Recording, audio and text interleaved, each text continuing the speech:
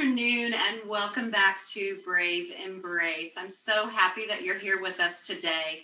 We have a remarkable individual and we're going to share about change and growth and hurt and heartache. This time together is meant to encourage and embrace Brave. And I have a wonderful guest and friend today, Krystal, here with me. Hi, how are you doing? Hi, I'm good. And you're coming to us from Germany, is that right?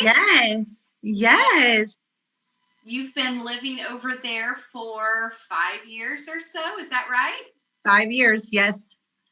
Yeah, talk about change and embracing Brave, moving into a new culture, experiencing new things every day. Tell me a little bit about what that's been like for you.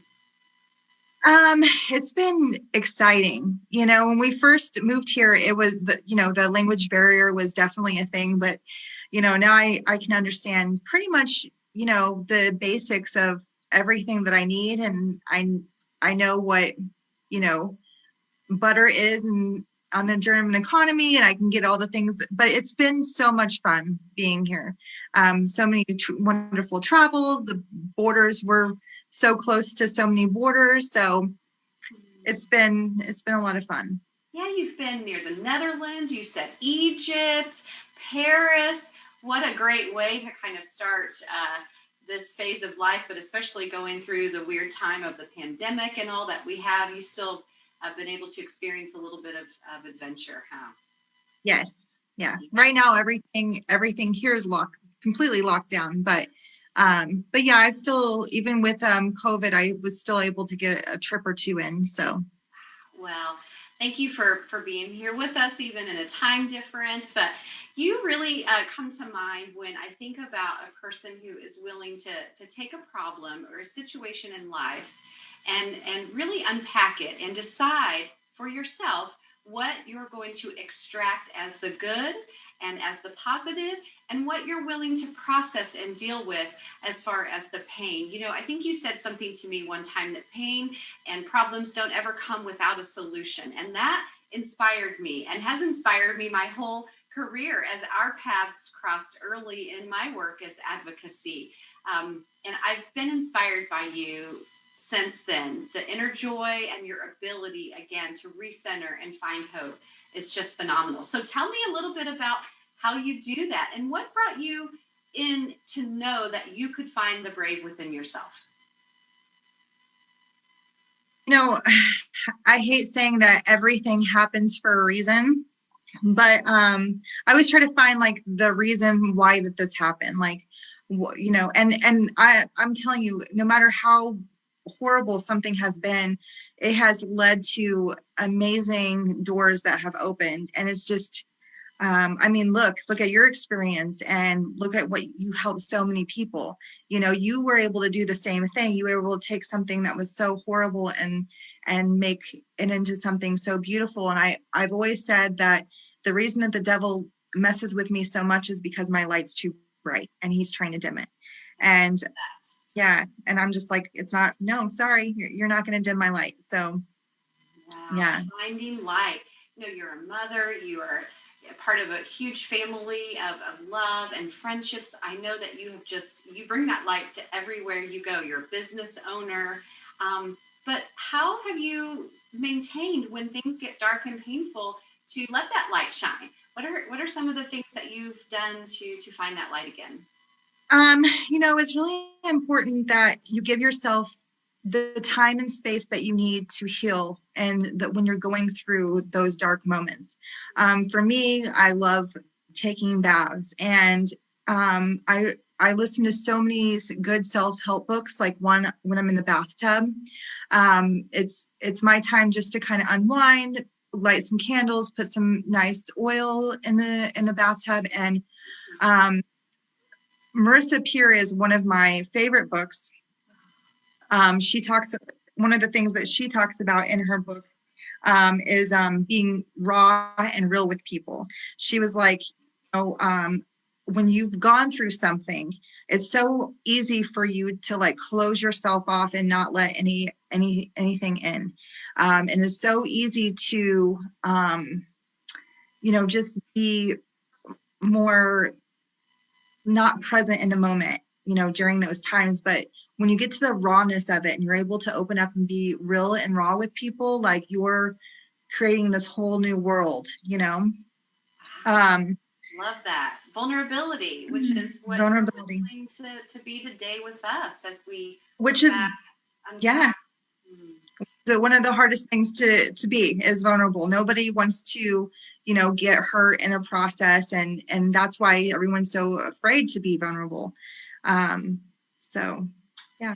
Well, if you don't mind, we're gonna go back just a bit in life and in the time that we've known each other. As a young girl, life seemed pretty open, and all the possibilities were in front of you. Right, you're living in the middle of the country, and beloved ones around you, family, friendships, and then because of the acts of others, life started to change a little bit. Do you mind talking about that time when you were an adolescent? Yeah, so I think one of the most important things is to kind of talk about the backstory of one of the things people always want to know is, why you didn't tell, and everybody has their own backstory, and it's really, important that you don't judge others, especially if they are being vulnerable with you. Um, so my dad's best friend, he moved across the street. He actually built a house across the street. When I say across the street, I mean a highway or in the country. So you can see his hill or his house across the street up a hill. And he built a house there, and he was always at our house. Like there was never a time. Every morning he was there for morning coffee. He was there until 11 o'clock at night. Sometimes he was there even after my parents went to bed. The door was always open to him, and he was always that neighbor that was super helpful. Anything that they needed, he was always so super helpful to me. And as a child, as a young girl, I remember wishing that he was my dad. Like my mom and dad were divorced and he would be my dad, because he was always there for me. He would do anything for me. And then as time went by, it developed into more than that. Like I remember at 6 years old, which is the age it was when right after my grandpa had passed away. And he was like tickling me, and I remember him like touching my chest. And I was like, that's weird, but I don't have boobs, so that's not weird, right? I remember that thought process. And as far as like my family, my mother, her dad died when I was 3. Her mom died when I was, or her mom died when I was 3. Her dad died when I was 6. And my dad's family all lived in upstate New York. So his family really became our family. His dad always called me sis. We were very, in with his family. So fast forward, I'm 13 years old. My mom gets breast cancer, and she was in and out of the hospital. She wasn't doing very well. And her brother passes away. At that time, my dad wasn't someone that I felt like I could speak to about any of the events going on, because he was someone you just never knew what you're going to get with. Like if something was a big deal, he wouldn't make a big deal out of it. But when something wasn't a big deal, it was like a huge deal. And I truly at that time felt like I was the one doing something wrong. And so like, because he was buying me and my friends beer and cigarettes, like he wanted to be like the cool uncle. Right. Right. So he So was he was grooming, building. he was grooming for years, from the time I was a little girl. This was something that he was doing. And I loved him. I loved him like he was my father. And yeah. So he used to watch us when my mom would have treatments and my dad would be at the hospital. So of course now he has full access to the house with no grownups around. And so yeah, he would always like correspond via email, like, hey, meet me down at the pond at this time, whatever. And so there was times I would pretend like I didn't see the email. And he didn't care. He'd come in my room. I'd have my little brother sleeping next to me in bed, and he'd come in and he'd touch me and fondle me and do whatever he wanted to. And I tried to wake my little brother up. He was the most sound sleeper you've ever met in your life. And I thought, there's no way if my little brother's here, he's going to do anything. There's times I'd get out of the shower and I'd go into my bedroom and he'd be hiding in my closet. Oh my goodness, how terrifying. And yet Yeah. you're feeling as if you have no place to go with this information. You are so confused about what this And I didn't want to burden my mom with any more, you know? And so, oh, Krystal, what a powerful statement for parents and adults to think about when life is throwing challenges our way. But we're hoping that someone does step in and care for the family and does fill the gaps. However, sometimes that's the opening a predator needs to get into a situation. And here he's got you captive. oh yeah. And he would tell me that if he wasn't doing, his daughter was 8 years younger than me. And he would always tell me if he wasn't doing this to me, he would be doing it to his 8-year-old daughter. And he would say that to like get me to come over to his house to play with his daughter. And I knew like it was nothing good for me, but I'm thinking, oh my gosh, I'm doing this for her, you know, like I can't let him. Yes. Yeah. So I can't let him do this to her. And, you know, one of the sickening things about it to me throughout the years is, you know, and we'll get into the justice part later, is how close he is with his daughter. You know, his daughter doesn't know what a monster he is, you know, and it's just, that's been one of the things that I'm just like, I wish that, you know, justice for him came, you know, and then everyone would know and it wouldn't be a story I had to tell, you know, it would be a fact. But yeah, so 13, my mom was diagnosed with cancer.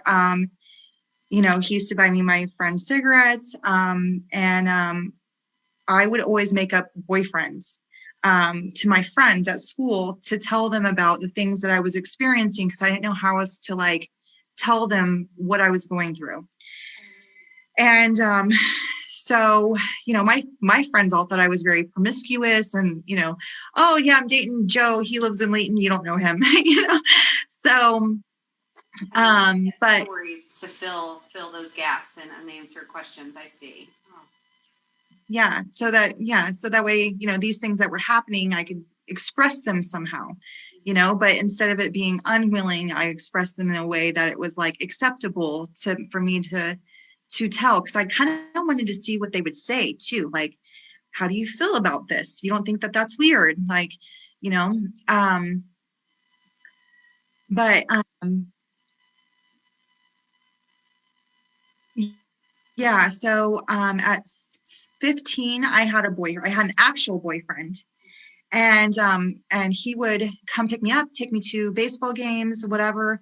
I remember him asking my mom where Krystal is and her telling him wherever I am, oh, she's at the Leeton baseball game. And then he just show up to the Leeton baseball game and follow me. Like he was always following me.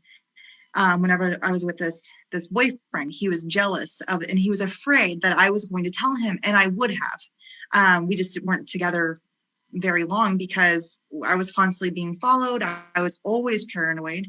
And part of that always being paranoid. So one of the backstories is his wife. I do not know his wife's story. I don't know if she knew that these things were happening, but I have to believe that she did. Because she was the secretary at my school when I was in middle school, and she used to follow me around in classes. And she says that she was always just checking up on me. Okay, you know, but I was always paranoid. So at school, I was nervous wreck.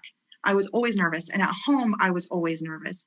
When I switched over and went to the high school, she continued following me around the high school.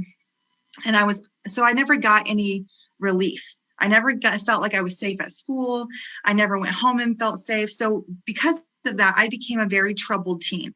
I was always running away. And of course, I'm drinking and I'm smoking and I'm doing all these things. And I think I'm a horrible person anyways.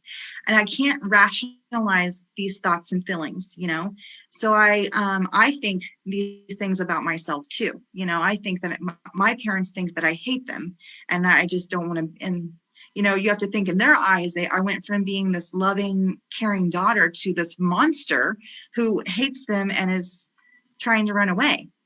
Oh, so you're feeling the burden of your coping skills and trying to figure out how to live a life where these things are happening, yet you're feeling you need to protect your family and also protect his family and his daughter.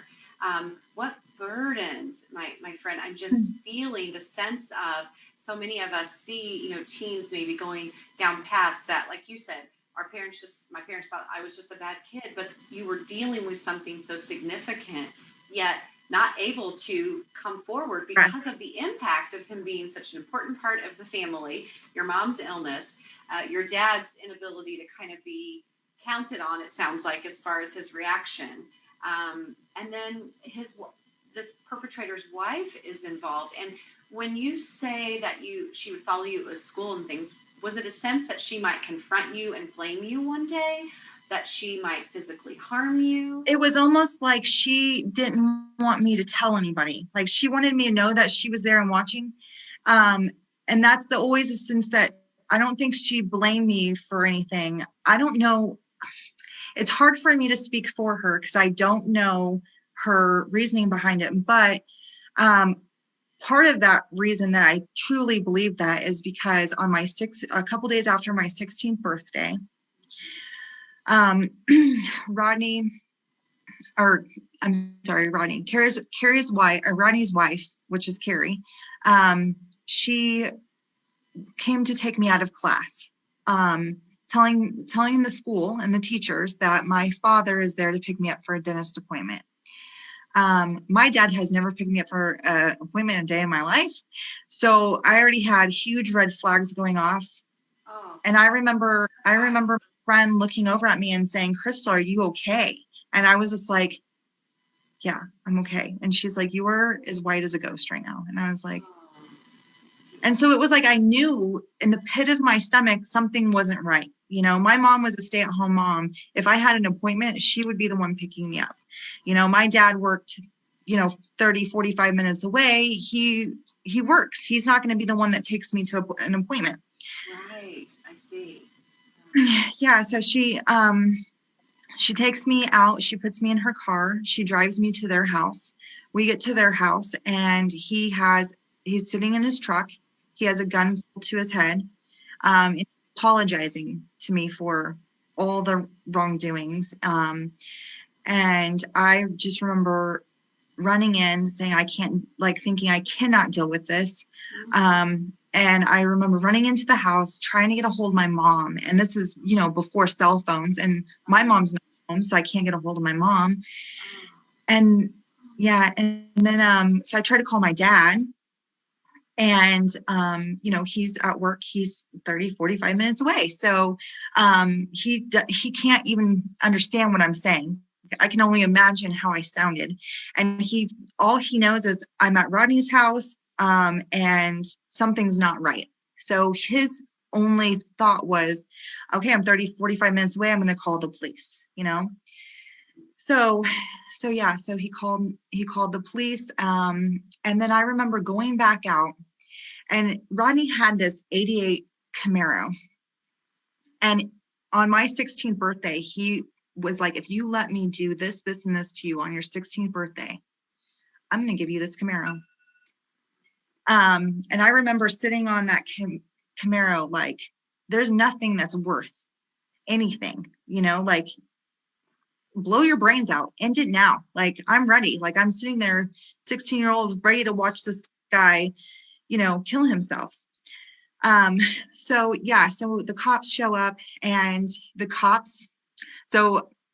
Rodney's family, his dad was a sheriff in Warrensburg for 18 years. His brother was on the police force, and his nephews.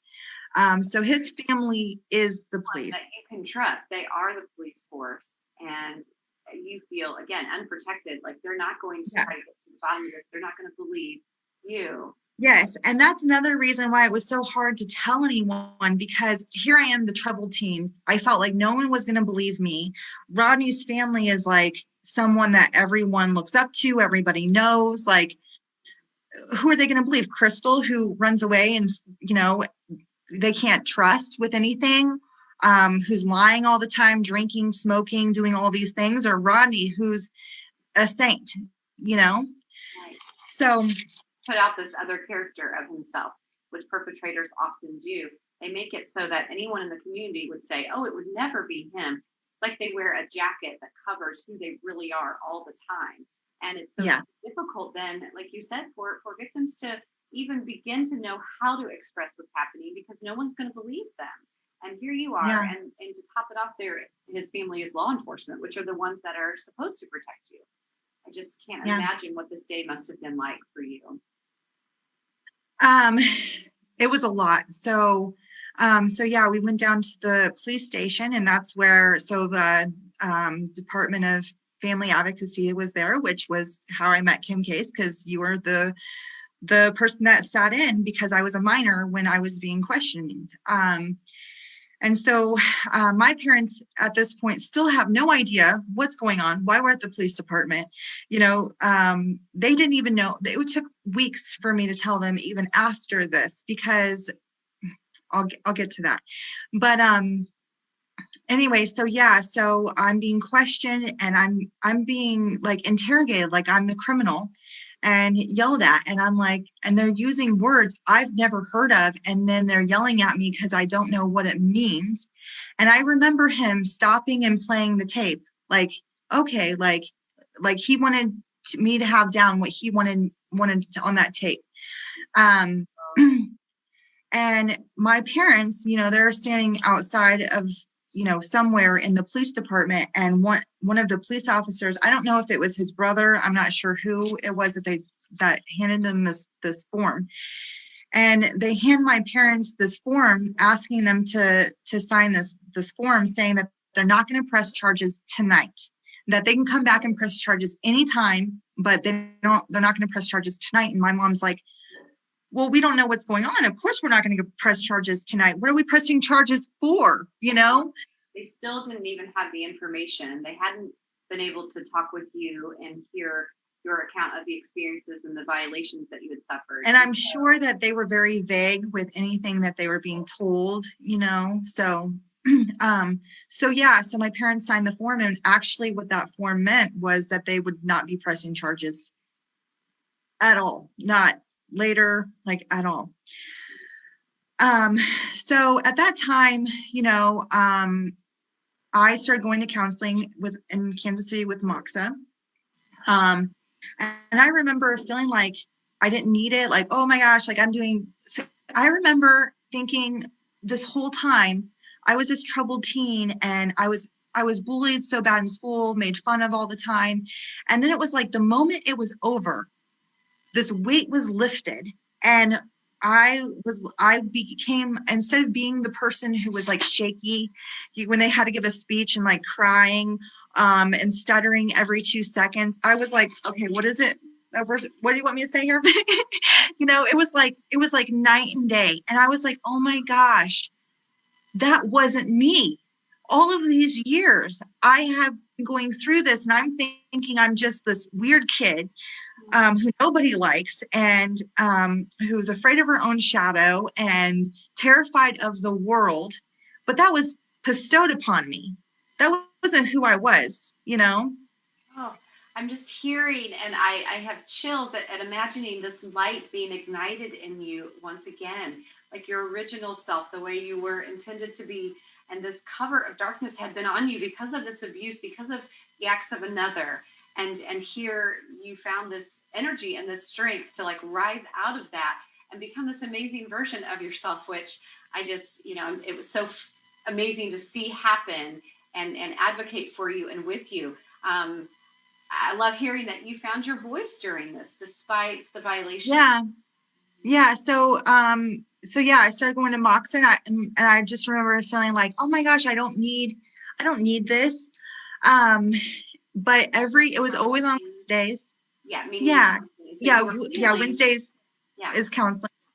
Mhm. And so I remember going on Wednesdays, and every Wednesday I would get the worst headache, and I could take, pills and whatever to help me get rid of this headache, and nothing would kick it. And it was like, by the time I'd get there and I'd tell her all the things that were on my mind for the week, my headache was gone. It was like all of this, even though I didn't realize it was all bottled up in my body was like, Krystal, you can't keep this in. You've got to get rid of it, And it was like my body knew it was Wednesday and you have this headache and you're going to go, you need to let all of this out. You need to explode it all and let it out. So So, the power of that counseling and that regular appointment was really a trigger in a possibly good way to release that. How did you know to be aware of like what your body was feeling? Did you just have that insight? it was just weird because it was like I just knew counseling and Wednesdays Yeah. migraine, and then it was like and that whole like taking pills and it wouldn't go away, and then as soon as I was out of counseling my headache was gone, and it was every week. But yeah, so Kim, her name was Kim also, Kim Bell. So funny because both people that were big impacts in my life at that time were both Kims. um but yeah, she even tried with her organization um to do something with my case. Like she was trying to fight for me. It was out of her jurisdiction, but she was trying to make all the contacts that she could, and she was blocked at every corner.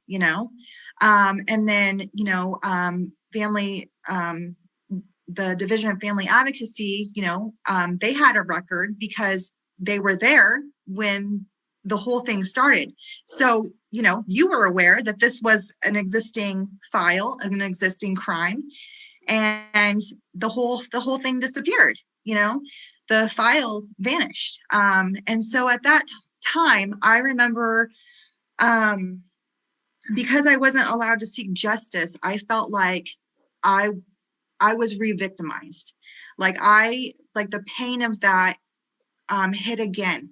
It's like what he did was horrible, but the fact that I wasn't able to, at least be given the opportunity to seek justice made me feel like you took my power away, you know?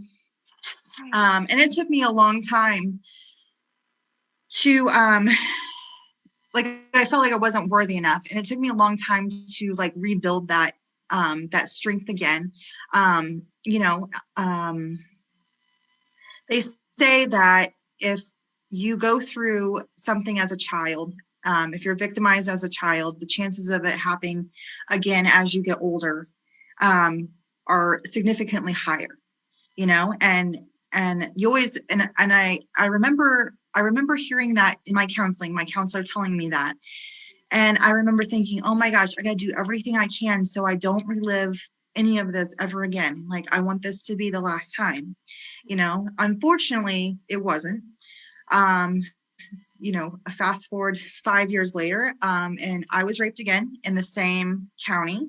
So I would have had to go into the same police department. And at that time, I wasn't strong enough to go back in there and face them and be like, this happened to me. I just didn't have the strength. I was powerless. And they didn't stand up for you before. There was no justice, and there was no accountability. I can imagine how, right, that would shut the door for you to be able to feel that there was even anyone that would hear or believe you. Oh, absolutely. Yeah, absolutely. um, but I'm not, I really feel like in my life, I had moved past all of the traumatic experiences. I talk about reading, doing the self-help every day. It takes every single day for you to change your mindset. And it takes years. It doesn't happen overnight. One of the things that everybody does is, you're the negative voice inside your head. Nobody talks to you more than you do. And so, yeah, you're the negative voice inside your head. I could be just having a moment and being like, okay, I'm just going to have a lazy day and lay on the couch and give myself that time that I need to heal. And it's all about allowing yourself that moment, that time, to process and heal. And you don't have to know where the emotions are coming from. Some days we just cry because we need to cry, because we need a good cry. We just need to let all that out. And it's so easy for us to be like, oh, Krystal, you're so lazy. Why don't you get off this couch? And just that negative self-talk. Right. Yeah. Oh. But it's really important to stop any of that negative talk. And it doesn't happen, nothing I've done over the years. I've had friends say so many times, Krystal, like, everybody knows that you're strong, but nobody knows where you started, and that is so important, because I didn't start where I am. Everybody has a baseline. It's like when you go to the gym for the first time after not going to the gym for, 6 months, years, whatever. You're not where you're going to be over time, but you have to start somewhere, That's a powerful statement. And I love even the imagery of that. Like, but you are being willing, you're making a choice. And just like you said, on giving yourself permission on those days when things are taking a toll, you still are giving yourself permission, rather than talking yourself down and being negative. Like, you would never say those things to me or to loved ones or friends, but no, why would we say them to ourselves? Yeah. Right. Yeah. The simple act of being kind to ourselves and allowing some of that to emerge adds in the healing. That is a beautiful tip, I think, for people to understand. Yeah. Okay. Absolutely. So at this time, so in 2015, that's where I was in my life. I was in this beautiful place of healing, and everything. And, unfortunately, I was raped again, and I did not. And I think the most hurtful thing out of all of that is I felt like I had surpassed all of my pain, all of my trauma. I felt like I had healed so much. And, like you said, I always try to find the light in the darkness. And I think that that was the hardest part for me, because I'm like, I've already triumphed over these things. Like, I always say that anytime something unfolds itself to you over and over and over and over, you need to open it and be like, why? Why are we coming back to this? But in this case, I think it was kind of a small little thing that I needed. I wasn't weak at that time, and it was in the same county as the other times. And I was strong enough to walk into that police station and to file charges. And I did not care if any of his family was there. I was going to take care of myself, first. Now, unfortunately, there wasn't enough evidence to convict him of the crime, but that doesn't mean that there's not ever going to be. I truly believe, I know in my heart, I was not his first victim. I will not be his last victim. And I will see I will see myself in court in front of him one day. But the thing there is, I wasn't denied justice. The system did not fail me.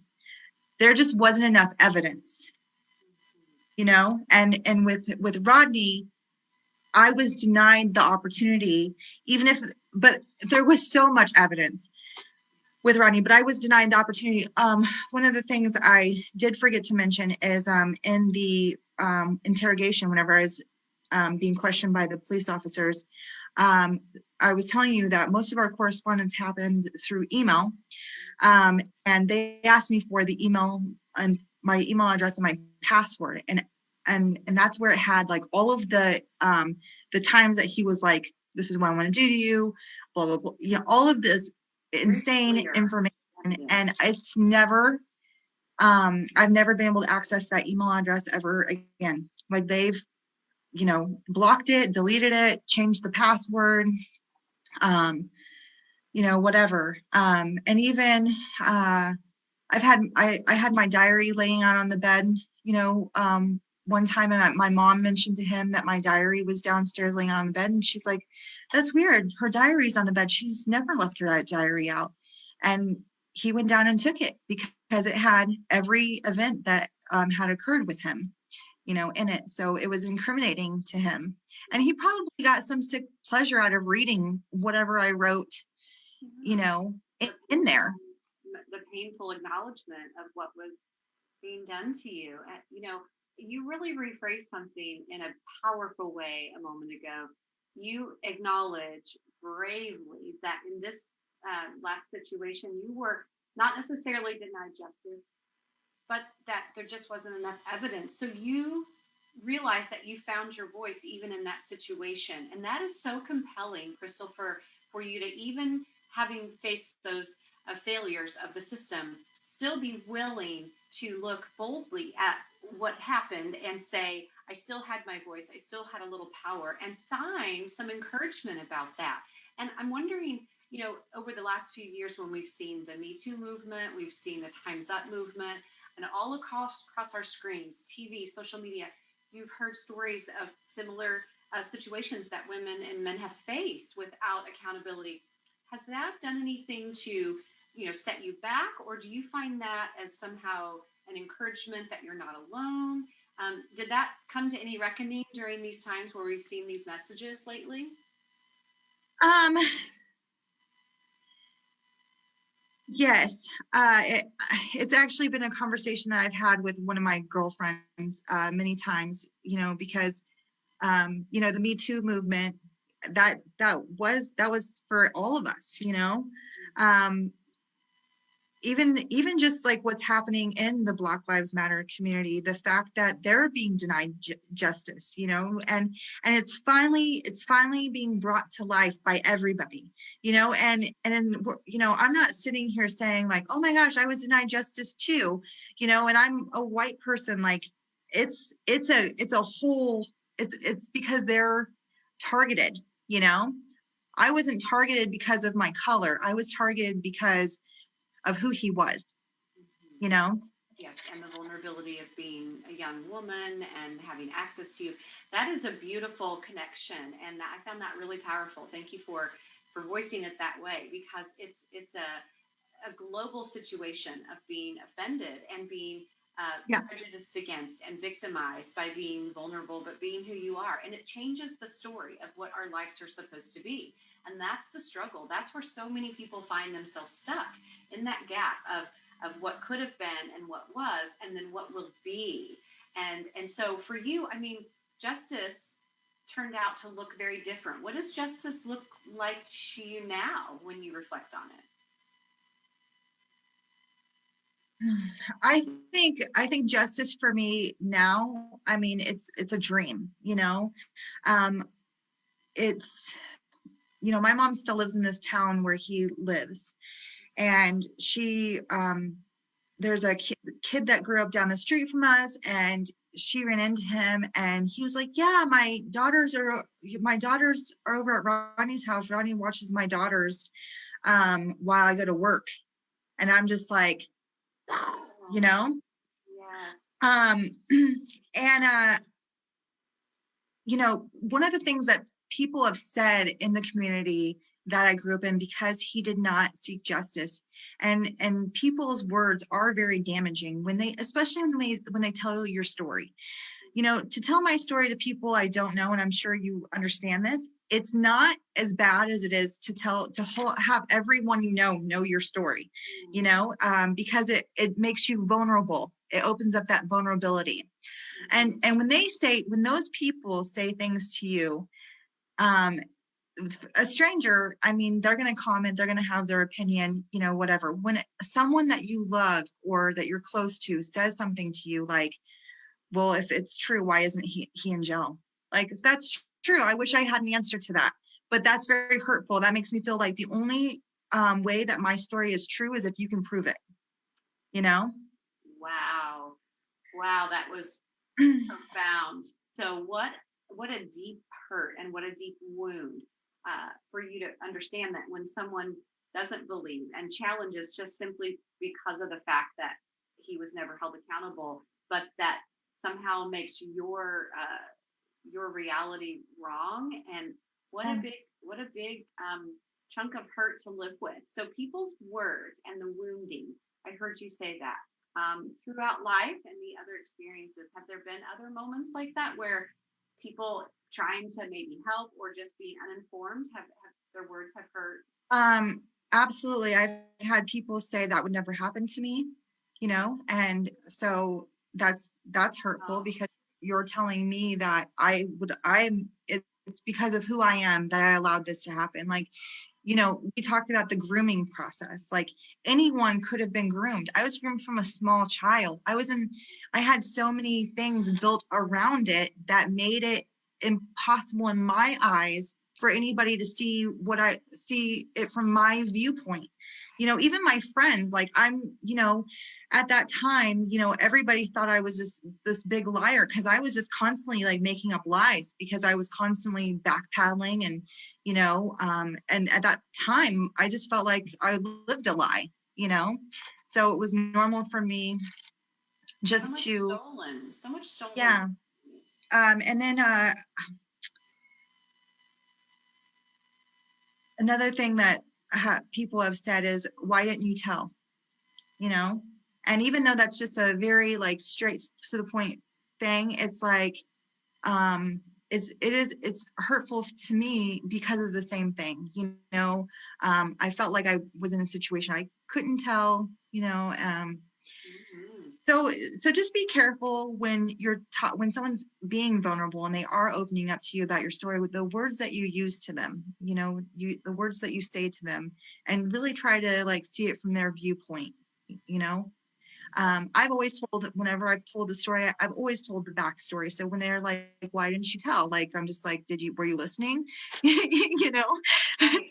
Your voice was taken from you at every turn, Yeah. purposefully by him, and also by the grooming and building such relationship with your parents and your family, and then taking advantage when your mom was ill, and that is an indicator that I'm hoping maybe someone listening can identify and understand and use as a preventative measure. That that's when someone might swoop in and be a predator. That message is very strong. Yeah, it's like, weren't you listening? That's a great thing to sum that up with. So one of the things that Marissa Peer, the book that I was talking about, Yes. that I think that anyone going through, everybody should read this book. It's a great book. It's called I Am Enough by Marissa Peer. Mhm. She talks about the familiar. One thing that people always say is, you need to do, you need to create a life where these things don't continue to happen to you, right? How do you do that? Like, Right. no one's ever been able to tell me, okay, I would love to do that. I would love for these things to never happen to me. Please give me the equation and I will take care of that. Yeah. Is Yeah. there a recipe? Right. So I really feel like she hit it on the head, though. She says, she was talking about the familiar, about how your brain is always programmed to go to what's familiar and you don't realize you're doing it. So many times people get into marriages and they're like, after they get into them, they're like, oh my gosh, I married my father, which is great if you have a great father, right? But it's not if you had an abusive father or whatever. So even like when you're a child and you have these traumatic experiences, or you're used to abuse, you can maybe be attracted to a man who you know has can do the same kind of abuse to you as these other experiences. And she talks about doing the unfamiliar. So what's unfamiliar, right?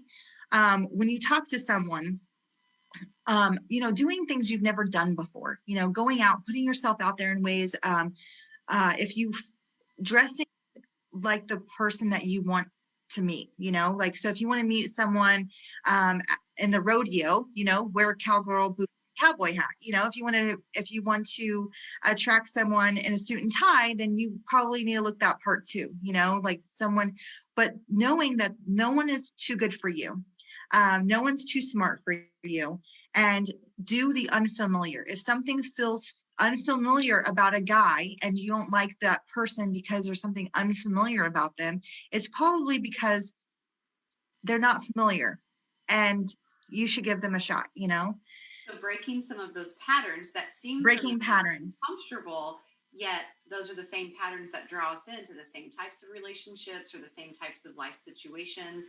I really am hearing what you're saying, and I love this. So basically, in that uncomfortable space, sometimes you have to step on into that to see what is new, what is possible, what kind of new patterns can be. Yeah, stop chasing the same thing. If you've always had like one type of person that you've been attracted to, or one type of friendships, and all your friendships burn you, okay, well, it's time to try something new. Mm. So, See, that's beautiful. I love that you've taken a resource that is accessible and available.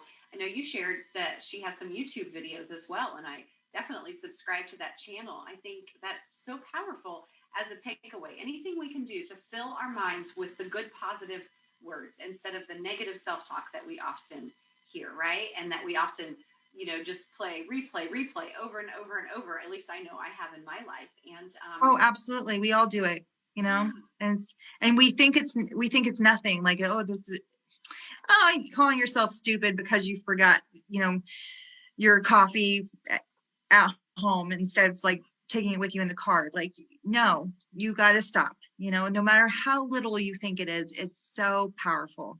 loving ourselves, I think, right? And creating a sacred relationship with ourselves. I've been following someone on Instagram, Sarah Jinks, and she talks about the sacred a lot and just building sacred moments in your day, starting your day off that way or ending that way, and whatever that is for you, whether it's prayer or meditation or yoga or exercise or a walk or time with a pet or a loved one, things that make you feel whole and centered. And I think that for me has been something that I've been able to do just to reconnect with myself at every different life stage, because we have life challenges that are different. We go down different paths. I know I am excited for you and living this glorious life of travel and things, but I don't know that, did you see that as part of your future and something you Oh dreamed of? no. I mean, it's so funny because I had this huge poster on my wall of the Eiffel Tower. Oh, And my daughter and I had always talked about going to Paris, like, to visit. And Egypt was always something that I wanted to do. Like, I'm like, oh my gosh, but I wanted to go diving with sharks. I didn't get to do that while I was there. But anyways, and then we end up in Germany, and our first trip is to Paris, and I'm just like laughing, like, this is real. This is happening. Like, I'm in Paris right now. It's surreal. and you put that intention into the universe, though, right? And Absolutely. you brought up your beautiful daughter, and I know she's just precious, and she has, been a big part of your healing and overcoming. And for moms like us that have daughters, and we worry or we want to plant seeds of hope and life, what are some things you say to her about owning her story and the fact that she can rewrite her story at any point? So, um, you know, it's kind of like whenever your family's been a victim of a murder within the family, it becomes real, right? Otherwise, it's like, oh yeah, like murders happen, but so far away. Um, with Ariana being that this especially this last time, she was 13 when it happened. um and it happened so close to home, that I really feel like, and I've always been honest with her about everything that happens. I think it's important that I'm open and I'm honest with her, and this is the way of the world, like this is the things that are out there. And because it's real to her, I think that she shelters herself more than I could ever shelter her. you Ah, know I had a um daughter like that as well. Yes. that fear is real.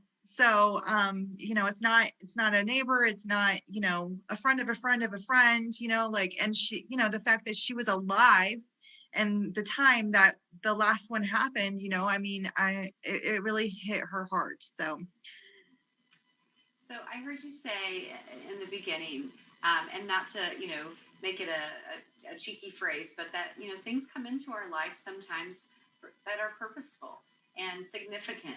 And I hear the power and inspired voice in you in being willing to consider incorporating these experiences into who you are, and excavating the strength from them and your own bravery and power.